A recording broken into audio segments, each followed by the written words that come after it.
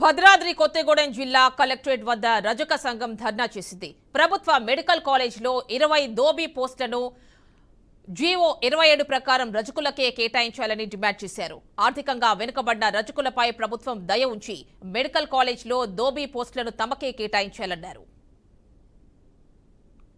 CM గారు, మేము ఈరోజు భద్రాద్రి కొత్తగూడెం జిల్లా కలెక్టరేట్ కార్యాలయానికి వచ్చింది.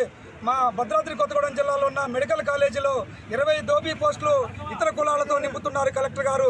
మరి దీన్ని మీరు మీ పరిణామాలు తీసుకొని మేము దోబీలుగా గత ప్రభుత్వాలు కొన్ని రకాల జీవోలు అమలు చేసినాయి.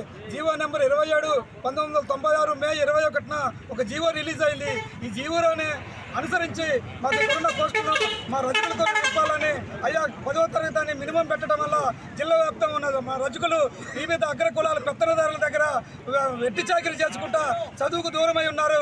దాన్ని 7వ తరగతి వరకు కుదించి జిల్లా వ్యాప్తంగా మరి ఒకసారి ప్రకటన చేసి ఈ జీవోని అమలు చేసే విధంగా ఇక్కడున్న 20 పోస్టులని మా దోబీలతోనే నింపే విధంగా చేయాలని చెప్పేసి తమను ప్రార్థన చేస్తున్నాం.